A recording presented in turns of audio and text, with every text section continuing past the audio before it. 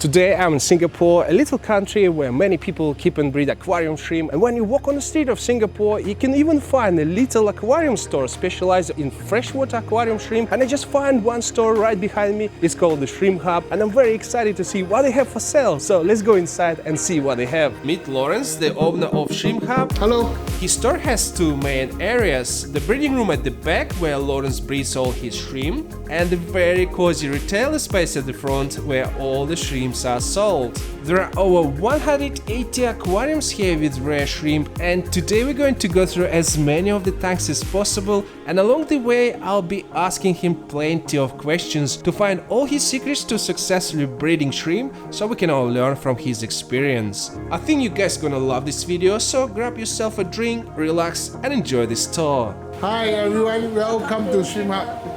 Okay, now we're in your breeding room. Can you show us some of your beautiful shrimp here, please? Okay, like what we have is the red fancy tiger. It's red fancy tiger. I've been breeding them for about 5 to 6 years. I have about 5 or 6 of these red fancy tiger tanks. Oh, look at this, all these little babies here on this back. Yeah. Oh my god, there's so many of them. So this is your breeding tank. They breed a lot here. So what do you do normally? So you breed your shrimp in this tank, and then once you have a babies, you separate once them? the baby grow until a certain size, about 0.8 cm, I will just remove all the babies and give them a new tank. It's better for them because the first thing, they don't have to fight for food. The second, in the same group, they grow better. Okay, this is the black stardust. How to define a stardust is because of the dots on the bottom and on the face. In the market, they want more fine dots. Depends on individual. Some individual, they like the face to have bigger dots. Some they prefer the finer dots. They're really stunning. They're really beautiful. So this is the same tank next to it, where you put all the juveniles from. They grow up from juveniles. So normally you have one breeding tank. Like for example, this is the breeding tank, and then whatever baby you have, you just separate them and sell them. Yes, you're right. What we have here? These are the black fancy tiger. Black fancy tigers. Wow, they're beautiful. They are from my supplier in Taiwan. So this is a breeding tank as well. Yes, there's lots of very famous as well. Then the juveniles are here. Now they become teenagers. So this is a juvenile size. These are juvenile size. So can you just explain what were you feeding to your shrimps? I can see a kind of like a white bag here. This white bag is our microorganism bag. What does a microorganism bag do? Bacteria in the tank will feed on it. Then after that, they will try to break down the ammonia in the tank if there's any of it. We got our bags from Taiwan. From Taiwan, so our dealer will pack them for us and send it to us, then we'll sell it. Over this rack here, I will focus mainly on the golden eye. There's the orange eyes, red King Kong. Are they the same as red devils? They are the same as red devils. So they are red devils as others call it. For me, keeping golden eye is a little bit more difficult. Why? Because they can't see. Secondly, we have to give them space that they can interact with each other so they can breed easier. Okay, what we have here is a golden eye blue diamond, similar as a golden eye black King Kong. Normally in my shop, what we do is we buy in what customer requests so that we can sell. Over this side, we have the aura blue. This is very mama here. They are hardy and easy to breed also. This is the golden eye black King Kong. Golden eye black King Kong. You can call it black devil also. Black devils, I had them before. I still have some of them in my collection. It's very beautiful. I can see they're very black and it has a golden eyes. We like the legs. The legs will be beautiful. So can you just tell us a little bit more about this Lubao bag? Okay, this Lubao bag comes from Taiwan. The Lubao bag can last for 1 month in the tank. 1 month. But when they expire, you can just add another one in without having to remove the old one. The maximum they can maintain inside is when there's no more content inside the bag. So you can just remove them away after 1.5 months. So this bag is like a magnet. They let the bacteria feast on it, and the shrimps, when they have no food, they'll come on the bag to graze on it. Because all these are beneficial things for the shrimp. So if you have one of these bags inside, it's another additional food source for both the shrimp and the bacteria. And I also see your tanks also have some green walls, like algae on the walls growing. Is also beneficial for shrimp, Of course, the algae wall is good for the shrimp when they have things to eat, to graze on. The shrimplet, when they are born, they'll graze on the wall. How to make the wall green? First thing, they must have ammonia. Because when there's ammonia, there will be green wall. Then after that, your light source is also an important thing. The best soil to use now is still the same, Amazonia version 1. Yeah, I heard the rumors that they might stop making the Amazonia version 1 for some reason. I think it's already stopped already. Stopped? There's no supply from our supplier of ADA Amazonia. What is going to happen if you're not going to find it again? From what I know, we are also sourcing for alternative soil. From Taiwan, they have already used some alternative soil. Some breeders in Taiwan, which I went, they don't even use soil. So I do not understand how they buffer the pH to that low level. You see. What we have here? What we have here is the deep blue. They call it the blue King Kong. King Kong. A very popular shrimp as well, yeah, in Singapore, yeah. Very popular. What we see in the shrimp is the thicker the shelf, the leg coloration, and the activity, how active the shrimp is. Yeah, this is how we define a good shrimp. Right, so let's move to the next tank. Next, we have the red German Pinto. The classic red German Pintos. Yeah, the classic. What we want is the red legs. Yeah. Red legs on a German Pinto. Over here, we have the BOA, Boa. Boa. So, as we know, Boa doesn't have 100% or 80% true breed rate. So, those that are blue, we'll just throw all of them together and make sure that they can breed out better percentage of the babies. Yeah, they are very beautiful. I really like boa. I always want to have boas. See the coloration of them, they always change. Yeah, this one very dark. Is very dark. Yeah, this one. Some will be very chrome blue. Some will be blue. Some will be lighter. But at different stage of timing, they can give you different color. Wow, they are beautiful. Yeah. How can you see the difference between boa and galaxy? First, the skunk must be thick. Because if you look at their body, they have very thick fish bone. So the patches on the head will be a bigger patch. Then that's why they call it boa. There's a pink boa and the blue boa, but normally the blue one will be the more attractive one for people to buy. When they choose a boa, they will look for the face pattern, then the coloration, like they want a blue, a chrome one. Yeah, then the buried one will be a more favorable choice. But they are not for sale? Or they are for sale also. For sale also, everything in the shop is for sale. Everything in the shop is for sale. Everything in the shop is for sale. So you don't mind to sell some shrimp from your breeding colony as well, yeah? I don't mind, because if I can breed them, I don't mind selling them. And how much they are, just if it's not secret? Juveniles will go for about $100 to $200. Then the adults will go about in the range of $300. Both buried, non-buried, all for sales. And even berry for sale, so I can buy berry the same price. You can buy berry at the same price. Oh, nice, yeah. So over here we have the red stardust. Red stardust. Red stardust, which I'm very proud of them because they are very beautiful. They give very high birth rate, same as the parentage. So it's about 80% I can get the same out of the parents. So they have a better percentage of good shrimp? Yes, you're right. Yeah. The legs are very beautiful. Look at this legs. Wow. I have about 5 tanks of the breeding stock. It's the same. When the juveniles are out, we'll put them all together for them to grow better. So they don't have to fight for food with the parents. And this one is flamingo stardust. Okay, I call it flamingo because some of the red stardust, when they grow bigger, they will have pink in color.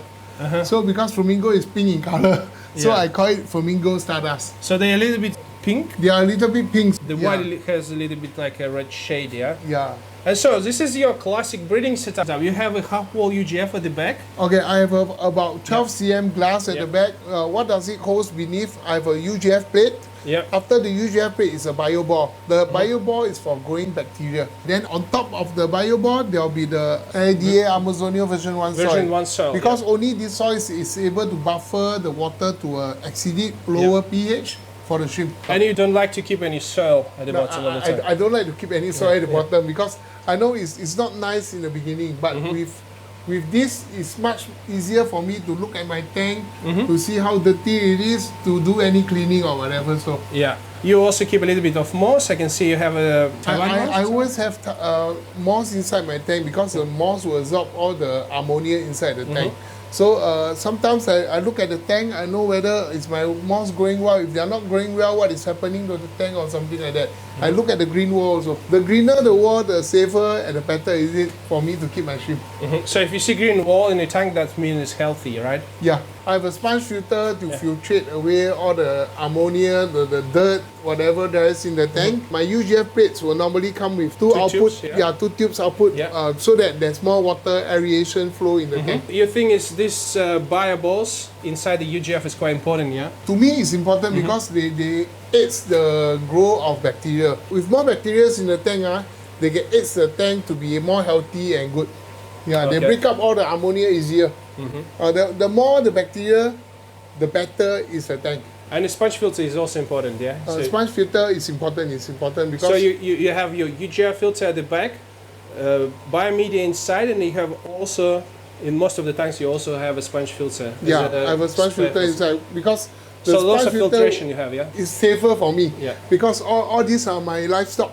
Yeah, so if I keep them better, it's better for me also. And what kind of bio balls are you using in your setup? Okay, the bio balls that I use in the setup are all EM bio ball. EM bio balls, so they're over here, yeah? Yeah, so sometimes when I wash them up, I just put them together again and recycle them. Oh yeah, I know this one. This is a EM bio balls. Would you recommend to use them, or is it any better they are reliable because everybody has been using them and they are reliable. What we have in this tank here? Okay, what we have this tank here is the red fancy tiger. Why are they here? Because they have more segmentation of white. Yeah. Some customer they like white fancy tiger. Yeah. So I just group all of them, the whiter one, group all of them together. So they have more white on the body, yeah? Yeah, they have more white on the body. Actually, yeah. It's all individual taste. Yeah. Some like red, some like white. So this one, so this will be considered the more red one.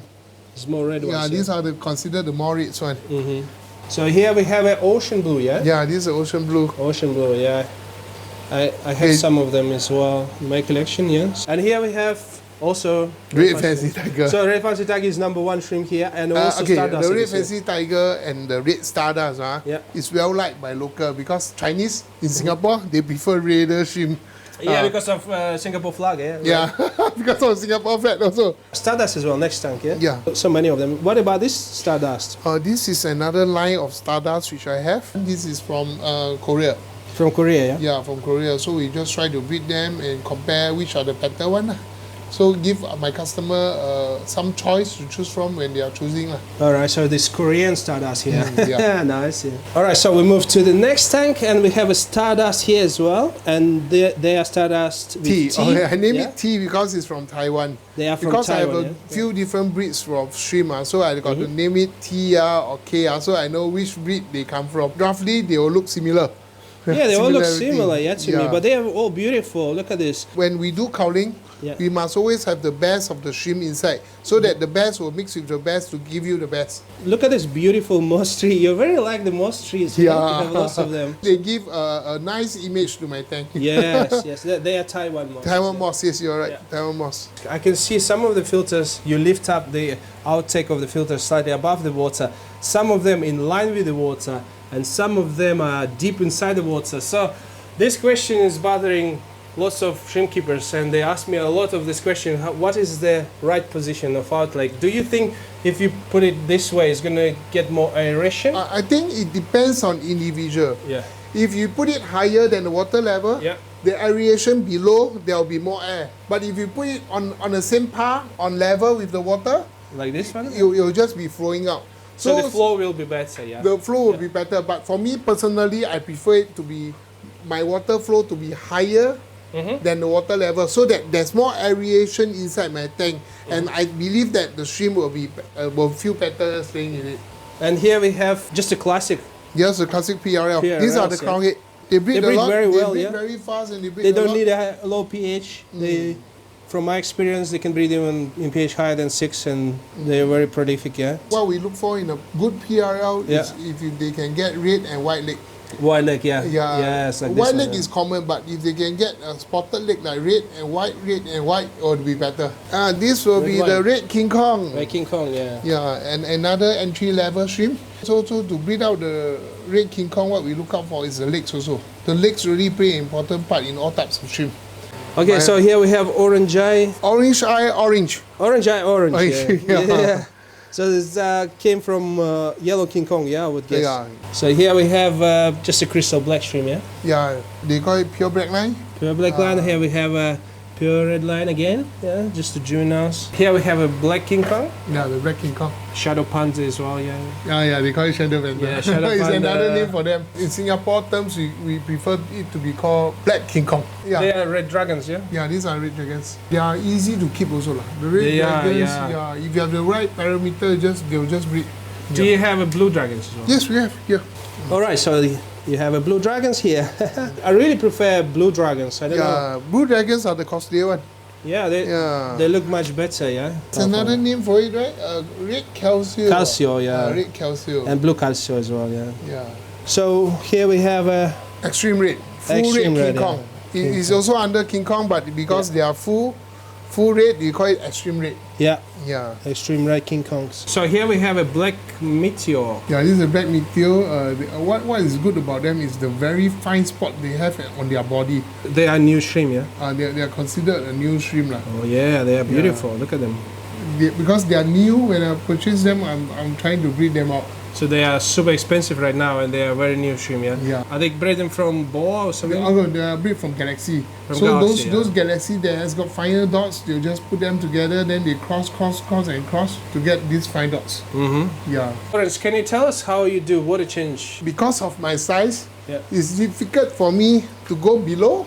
Yeah. And turn on the valve every time when I do a water change. So you have a hole at the back of the tank? Yes, at the behind bottom? the UGF at the bottom. The UGF at the bottom, yeah? The hole is open here, so every time when I want to do a water change, I have to open and close this valve. So I power it on from my phone, press of a button, the valve will open and the water will flow out. So basically you just drain the water with these pipes you connect it to the tanks, and once the water drain, you have auto top-up system above the tanks as well, yeah? Yes, you're right. And the water top-up system the water will top up from the top of the tank to top up by itself. Now I don't have to do anything. Do you mix your salts in these reservoirs? Or no, I don't do anything. All the water in the tanks are all RODI water. The RODI water just comes in straight directly. I don't add anything. So and then after that you add some salts into your tanks directly, you're right. Yeah? The GH plus, I add the GH plus to liquid one, yeah? Liquid one, yeah. That's because we've been doing water change. We know how much liquid to put in. Yeah. How I do my water change is like that. For example, I'm going to change water from this tank. I just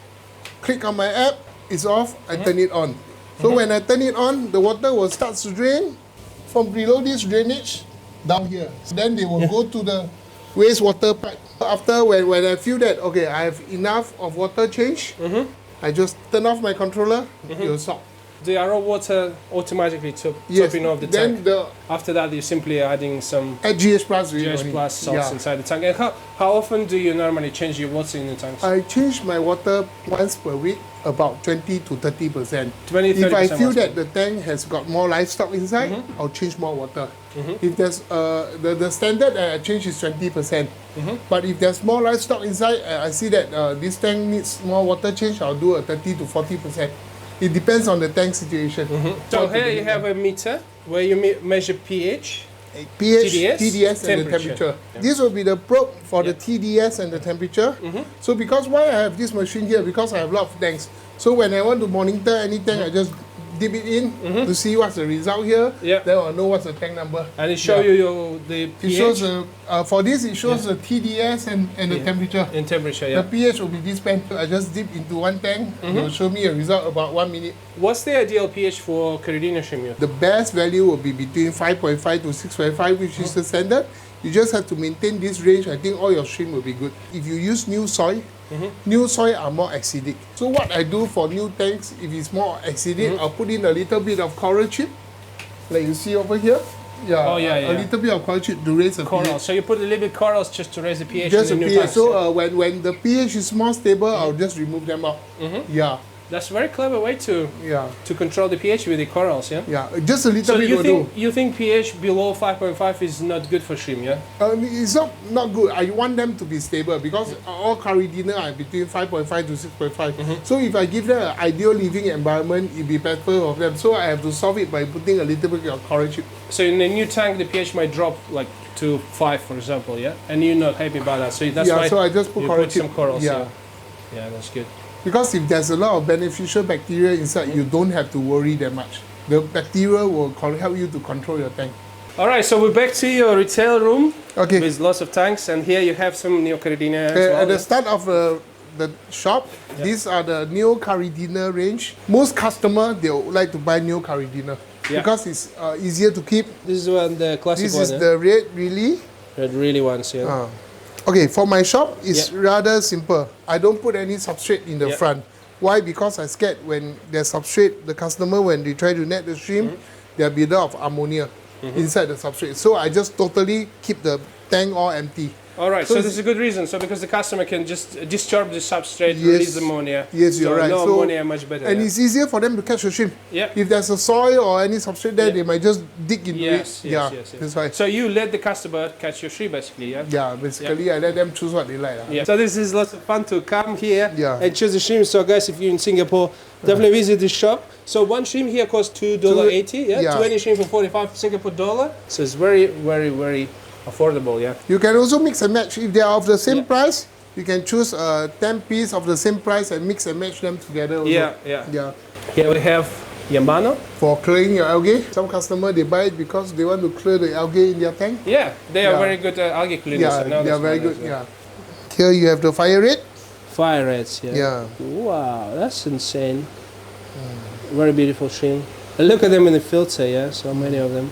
So how you set up your Neocaridina? Okay, for Neocaridina, because they need alkaline water, what we use is a lava rock. Why is there a white coral chip inside? Because the Neocaridina, they prefer higher pH. So what do you use, tap water for them? We use our RODI water. And you remineralize the water, yeah? Yes, you're right. Yes, we remineralize them. GH plus? No GH plus. Only GH plus. All GH plus. So you use corals as a KH buffer, yeah? Yes. So what they are here?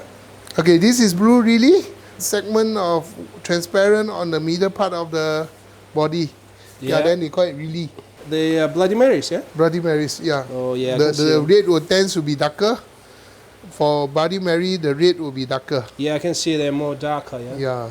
Lots Compared to the cherry up there, you can see the color contrast.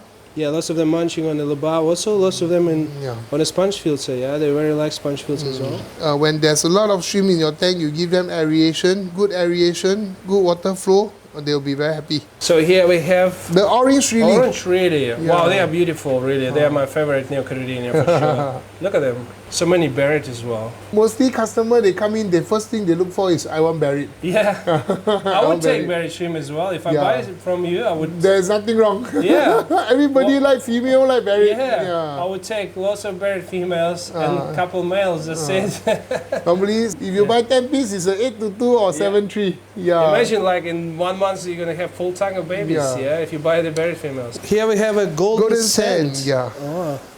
Golden sand. This lineage came from Taiwan. We bought him from Taiwan.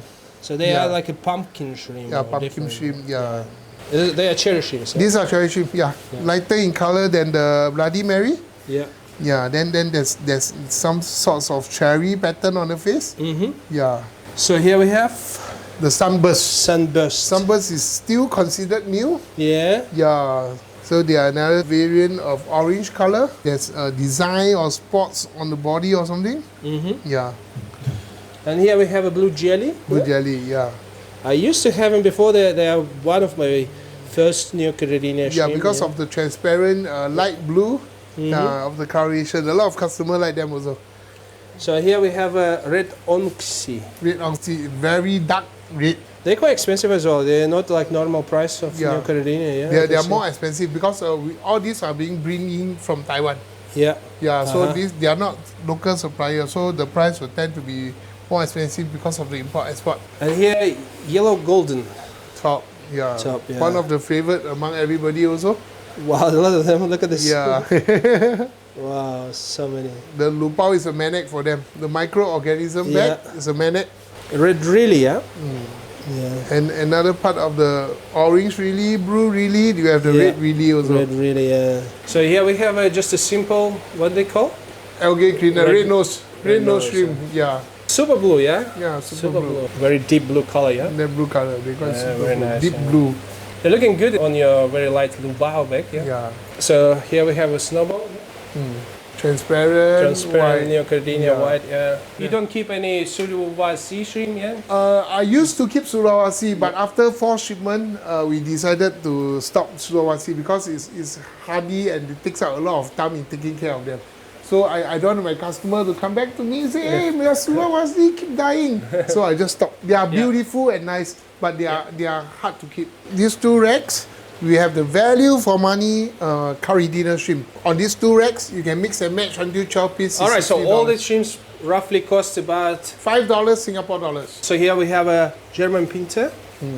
Here we have Red fancy tiger. Red fancy tiger. So they're also $5 Singapore dollars per piece. Yes, everything. Wow. So here we have a black galaxies. Black galaxy. Wow, beautiful. They even some might have some boas inside. Even some boas. And they also cost $5 Singapore dollars. Everything. Wow. These 2 racks that you'll be taking video of, they are all $5 for 12 pieces. No. 12 pieces for $60, $5 each. 12 pieces for $60. And here we have a red galaxy. Red galaxy. Wow, beautiful. Yeah, I would love to buy lots of them. So here at the bottom we have a red German pinter as well, yeah? Nice. Lubos. Also same price. Yeah, we have a Santa. Very like them, very bright colors. Yeah, the white coloration on the head makes them very special. Yeah. Red King Kong. Red King Kong. Also $5 Singapore dollars. Yes, $5 Singapore dollars. Nice. Here we have red fancy another red again. fancy tiger. Yes. Yeah. Is there any difference between these ones and no? others? There's no difference because there's too much, so I separate them into 2 tanks. Yeah, take a look at them. They're so beautiful, guys. Wow. It's really value for money. Followed by the black one. So Black fancy tiger. Black fancy tigers. Ghost bee shrimp. Yeah. Wow, that's something new. In Taiwan, they use it to cross out new breeds. They use this thing. Yeah. This setup, you don't use any balls inside the filters, yeah? It's only soil, yeah? Why isn't there any bio ball in front of the retail side? Yeah. Because in the retail side, I will change the water in the tank. About 6 to 8 months, I'll just change the whole setup. Because every customer is doing catching of the shrimp. I'm afraid it might cause a lot of ammonia to my tank. So every 6 to 8 months, I'll just push a new tank in. I do a totally new setup for them. So I don't see a need to put bio ball inside. How long your tank lasts? For my retail tank, about 9 months like that. But your breeding setup, about 1 year? My breeding setup will be about 1 year, 9 months to 1 year also. I want them to have the best conditions so that my shrimp will be healthy and good. So because I regularly do water change every week, if customer is to buy my shrimp, they be healthy and they can adapt to a new change of environment easily. No matter what, even if your shrimp doing okay, you still change your soil. You still reset the tank after 1 year. If the tank is very stable and the shrimp is doing okay, I might extend that duration. So maybe if it's 9 months, I'll push it to about 11 or 1 year or maybe 1 year. It depends on the condition of the tank. Why there isn't biomedia inside is also because biomedia are expensive.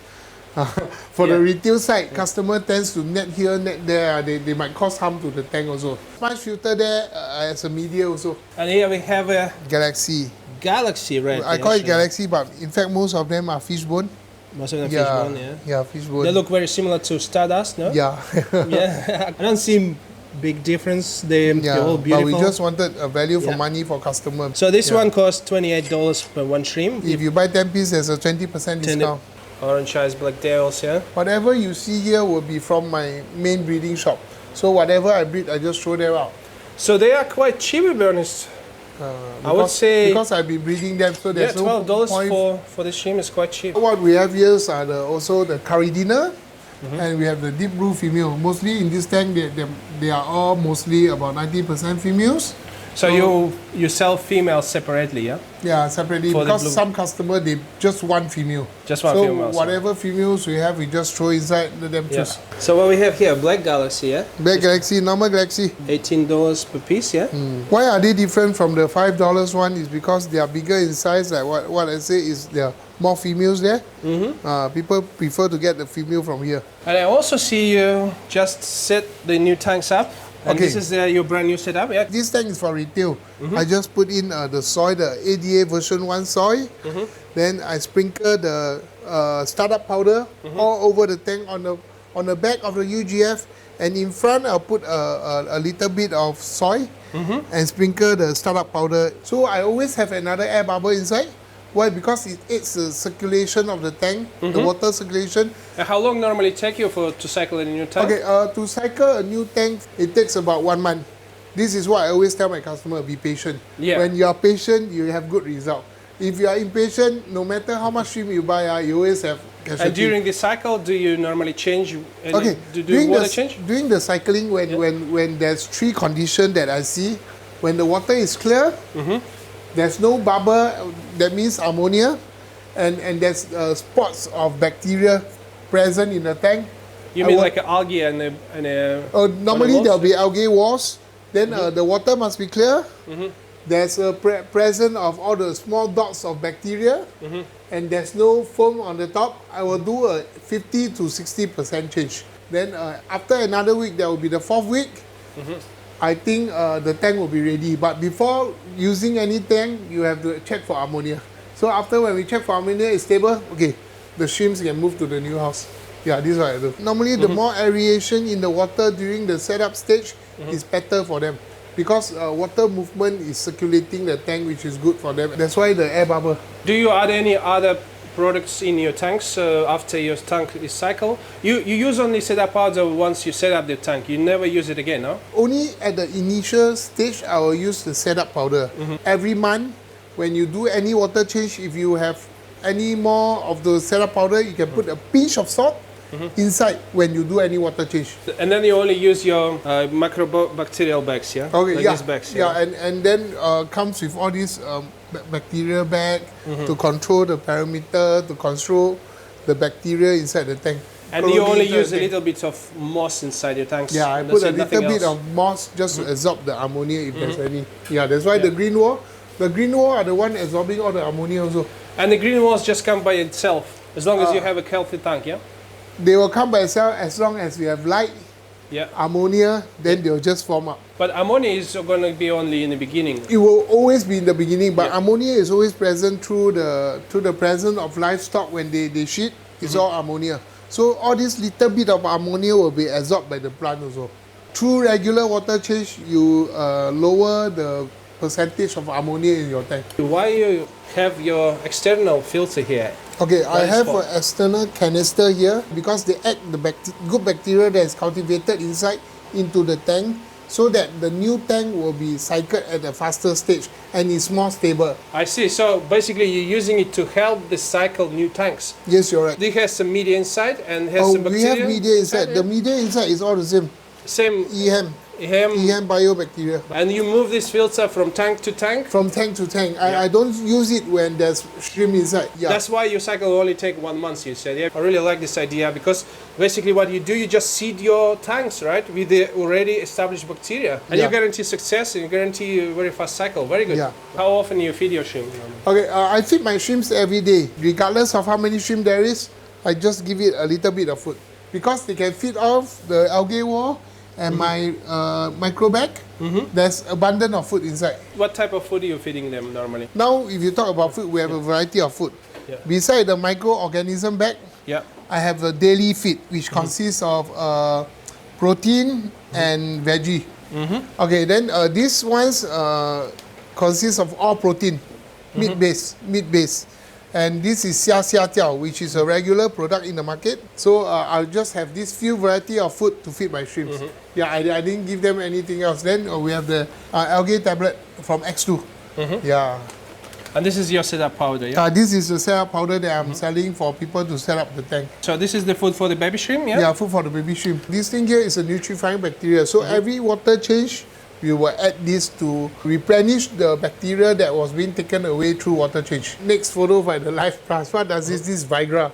Viagra for your shrimp. So this one make your shrimp breed more, yeah? Breed more, but we only use it about once or twice per month. This will be another common, normal thing that we will always be using. So this one after water change? We always use, because we have to raise back the TDS to the level that the shrimp was suitable at. This is an important thing, and this for your shrimp daily water change. And this one is your TDS meter, yeah? This is from Xiaomi. Xiaomi water, reliable and good. You have a 3D nets, yeah? Okay, 3D net, yeah. This is for the longer, for those who have 2 feet tank, this length will be very good for them. We are using this meter because we have a lot of tanks. So it's easier for me to transfer, to know one parameter to the other through transferring of this pen. So I can have all these parameters showing me. Exactly. So you can see your pH is 5.6 roughly, yeah? Yeah. So this is the ideal pH here for you, roughly? Roughly when I set up the tank. And your TDS is about just below 100, yeah? Just about. If the range can be from 100 to 120, but if the range is like that, because I just changed new water, so they are in this range is alright for me. So from 100 to 120, yeah? It's alright. Yeah, it's alright for me. You also have these devices for sale, right? So they are here, yeah? Yeah, they are here. So we sell this device to our customer. Those who have more than 1 or 2 tanks, they want to buy this device. Yeah, I would like to have one. Yeah, it's good. In real life, you can see your temperature. You don't have pH, to take TDS. you don't have to take the real pen to test here, here, and there. Yeah. This just sticks on your tank. You just look at it. Okay, this is a value. This is a parameter. And it's plugged to the main. It only has a battery. No, it's plugged to the main plug. It's always on, and always show you TDS and also always show you your pH. So what is the pH? Is even below 5, yeah? Some new tank, they will always be below 5. That's the reason why you put some coral sometime, yeah? Yes, you're right. Also see you have chillers. Okay, for chiller, now the new chiller from our local supplier. This chiller is enough for 1 feet to 1.5 feet. The biggest you can go is a 1.5 feet tank. 35 to 40 liters. So this is just a hook on the back of the tank? Yeah.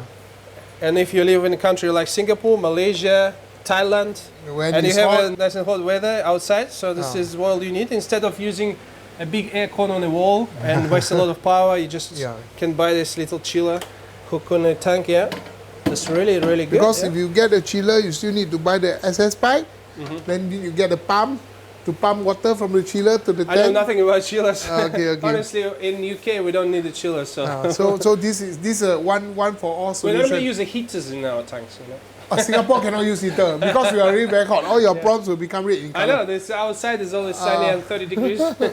Do you clean your tanks? I can see your tanks are very clean. Okay, if the tanks is very, very, very dirty, we will vacuum. But if it's not, it's just a normal dirt like that, we just leave it as it is. Why? Because every time when you try to stir up something on the bottom of the floor, you cause ammonia spike. So when you have an ammonia spike, you tends to have casualty. So we try to keep minimum by not cleaning so much. But we are very strict on doing water change. Because every time when we do water change, we are keeping the environment clean for the shrimp. So, and do you ever clean your filters, UGF filters? Okay, normally I don't clean my UGF filter. Why? Because the lifespan of mostly of my tanks is about 9 months. In this 9 month stage, there will not be a lot of clutter, dirt at the bottom of the UGF. So after every 9 months, I'll just reset a new tank. When I notice that there's casualty in the tank, so I'll just reset the whole tank. So if you see the shrimp dying day by day, you don't wait, you just reset You don't the wait, tank. you just reset. Because if you want to settle the problem, inside the tank, you see more casualty only. So if you want to save them, you want to save them, just take out the shrimp and reset the tank. That's why I always say to my viewers that if you have any problems in your tanks, guys, just don't wait, just reset your tank straight away, because the more you wait, the more you try to find the issues, the more shrimp you're going to lose. You're going to lose everything if you try to solve everything, because the things that you put in to solve, be it liquid or whatever, you're just causing another problem to the tank. But do you normally try to do the massive water change before you reset your tank? Maybe it helps. If you do major water change, you're affecting all the shrimp also. I see no point. Just change the whole tank. So Lawrence, I know this is your family business, and your wife, Michelle, also works in this shop, Hi. Yeah, she's my boss. Thank you guys, thank you Lawrence, thank you Michelle for having me here. I had a really great time. And it's our pleasure having you today. Bye-bye. Okay, bye.